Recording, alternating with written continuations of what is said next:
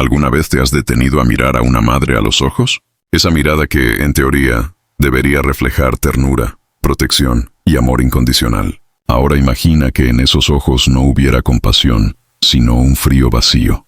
Una grieta oscura que se abre paso entre los huesos del alma. Porque detrás de una sonrisa dulce, detrás de la rutina diaria, puede esconderse lo más monstruoso de la humanidad. Y lo que escucharás hoy no es un invento, ni una leyenda urbana.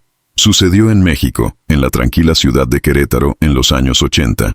Una historia que estremeció a todo un país, y que aún hoy, más de 3 décadas después, sigue siendo recordada con horror.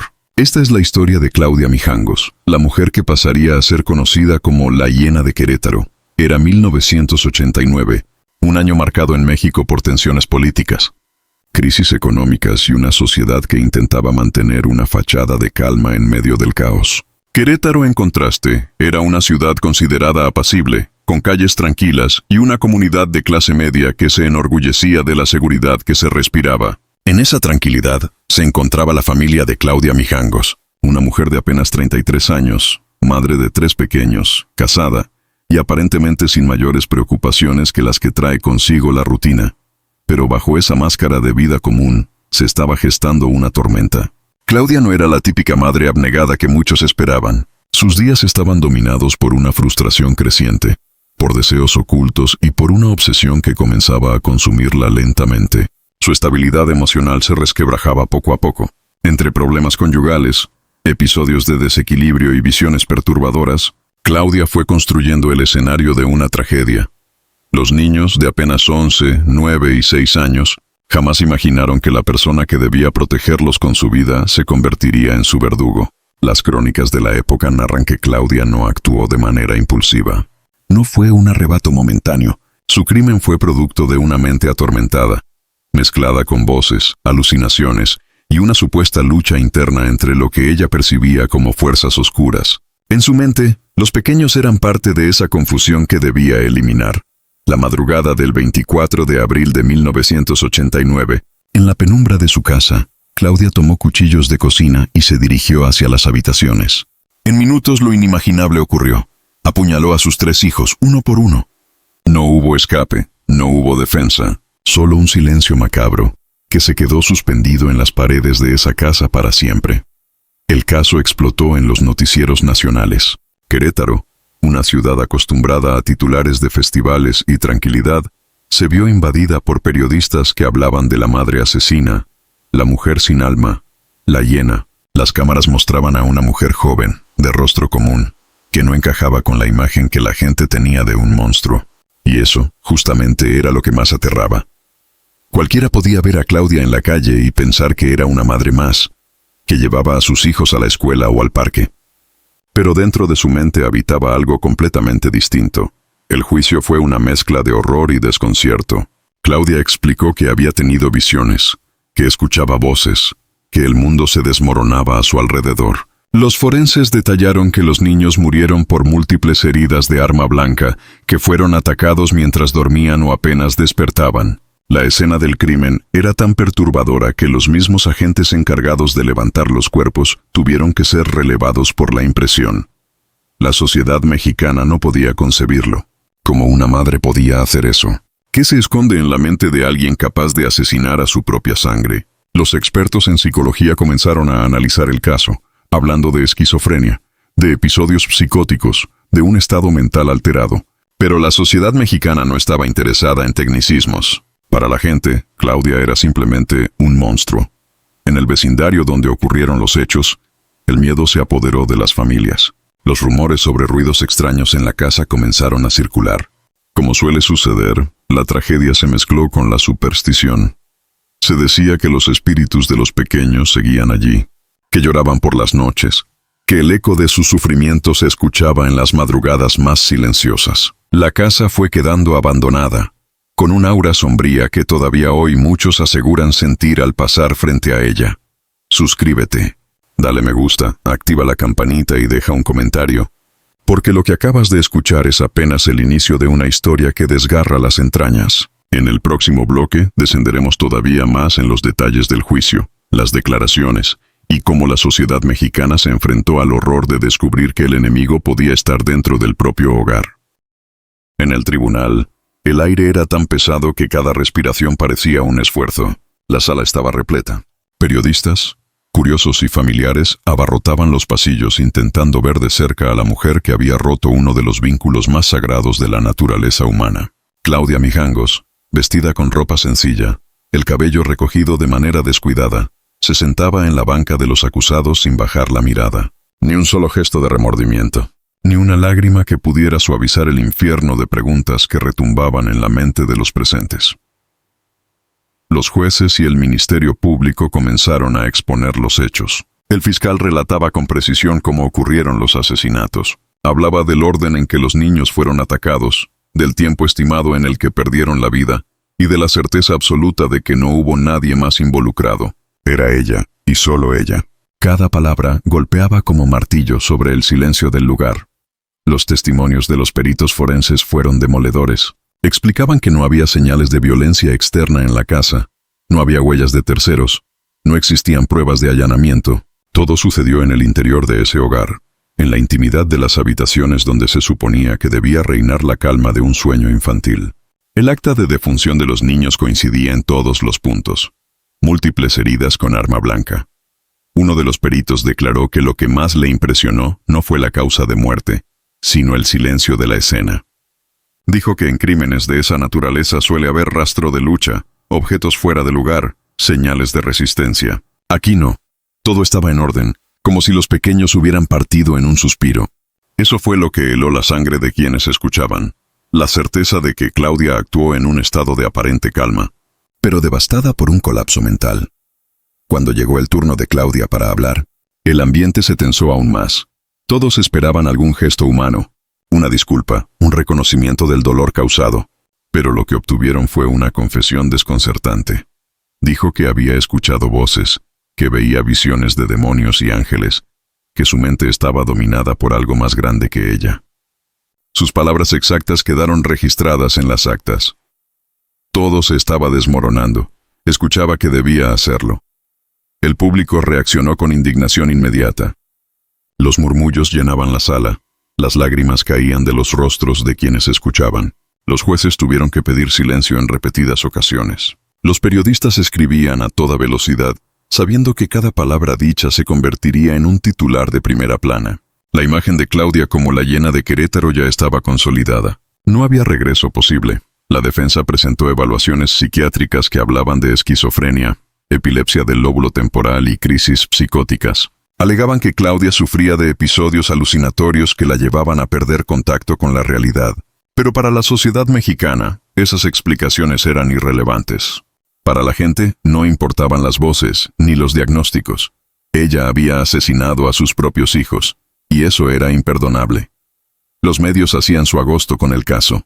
Cada día había nuevos reportajes, nuevas entrevistas a vecinos, nuevas fotos de la casa convertida en símbolo de horror. Se hablaba de ruidos extraños, de sombras en las ventanas, de llantos infantiles que algunos aseguraban haber escuchado en la madrugada.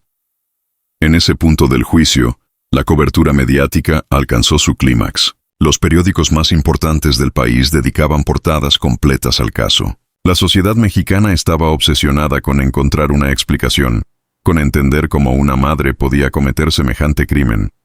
La fiscalía pidió la pena máxima. Argumentaron que no había atenuantes posibles, que los hechos hablaban por sí mismos, y que la frialdad con la que Claudia actuó merecía un castigo ejemplar. Y aquí, en este punto de la narración, es necesario que respires hondo, porque lo que estás escuchando no es un invento, no es un relato ficticio. Esto pasó en la vida real. Suscríbete, dale me gusta, activa la campanita y deja un comentario, porque este viaje apenas está por la mitad. En el siguiente bloque, nos adentraremos en la sentencia, en la condena que marcó a Claudia Mijangos para siempre, y en cómo el tiempo ha tratado a la figura de la hiena de Querétaro. El día de la sentencia amaneció gris en Querétaro. La ciudad, que ya había pasado meses entera hablando del caso, contenía la respiración.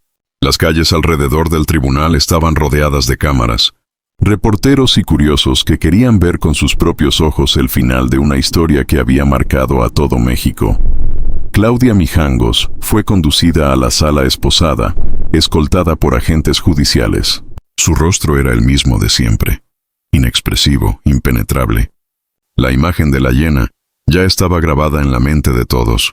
Los jueces iniciaron la sesión leyendo las conclusiones del juicio.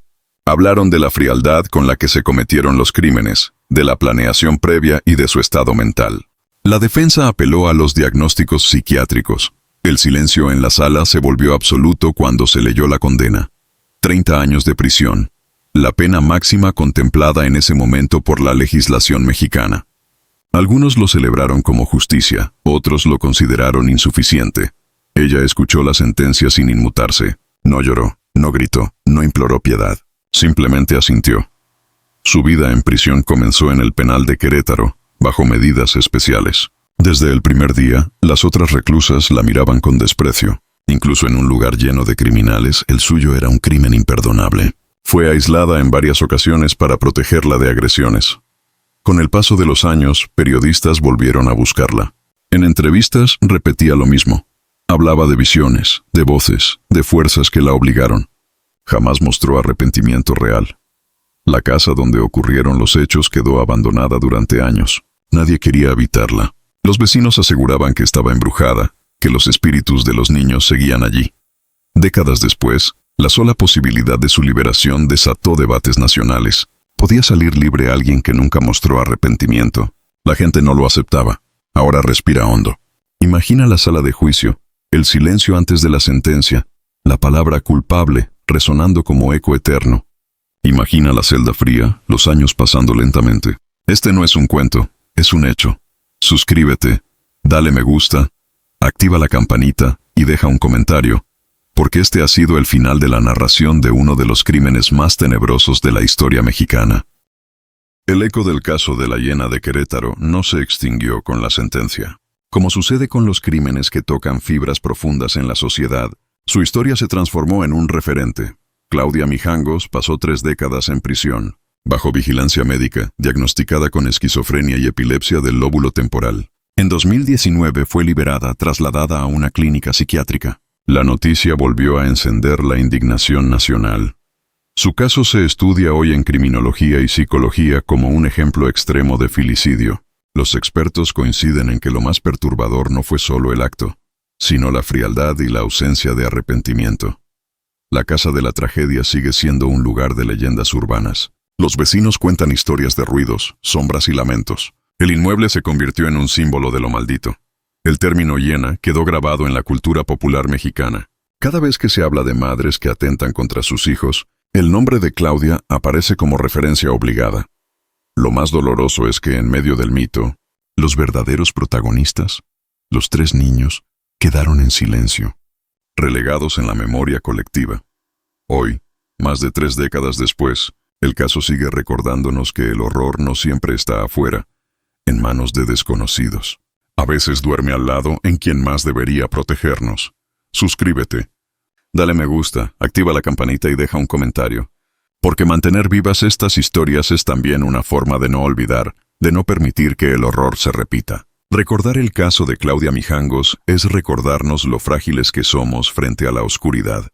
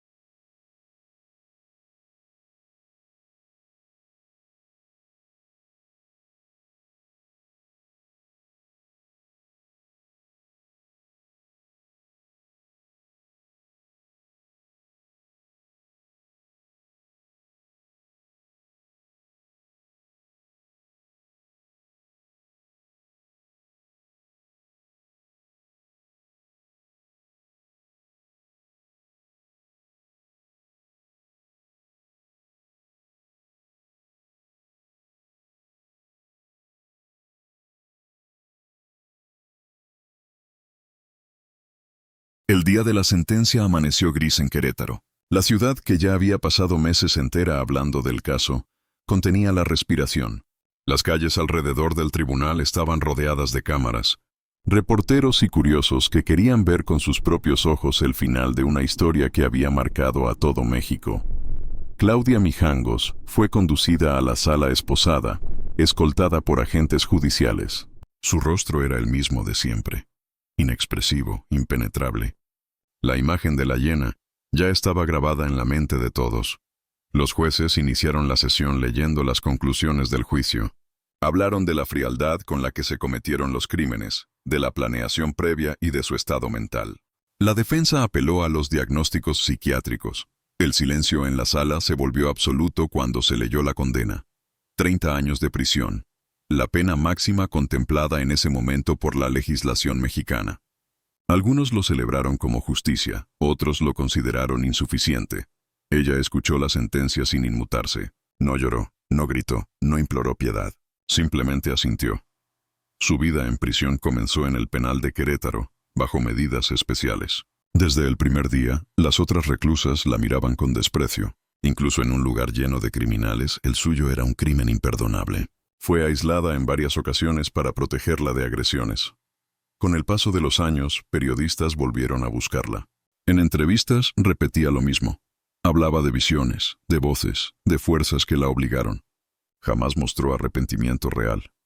La casa donde ocurrieron los hechos quedó abandonada durante años. Nadie quería habitarla. Los vecinos aseguraban que estaba embrujada, que los espíritus de los niños seguían allí. Décadas después, la sola posibilidad de su liberación desató debates nacionales. ¿Podía salir libre alguien que nunca mostró arrepentimiento? La gente no lo aceptaba. Ahora respira hondo. Imagina la sala de juicio, el silencio antes de la sentencia, la palabra culpable resonando como eco eterno. Imagina la celda fría, los años pasando lentamente. Este no es un cuento, es un hecho.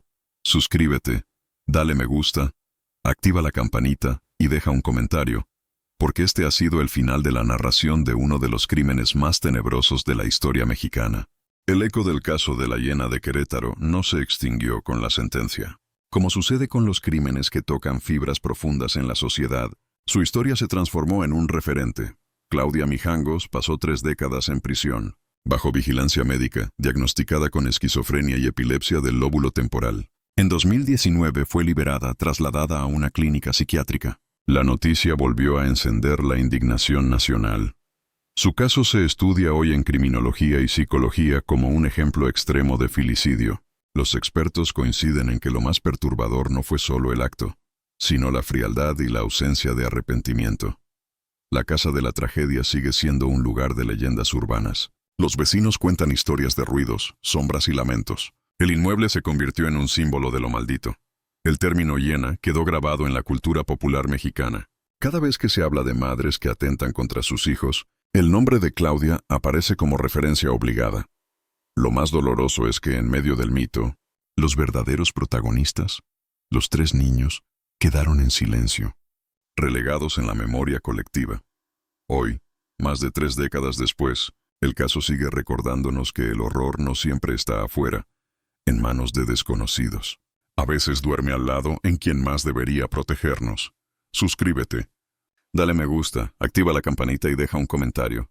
Porque mantener vivas estas historias es también una forma de no olvidar, de no permitir que el horror se repita. Recordar el caso de Claudia Mijangos es recordarnos lo frágiles que somos frente a la oscuridad.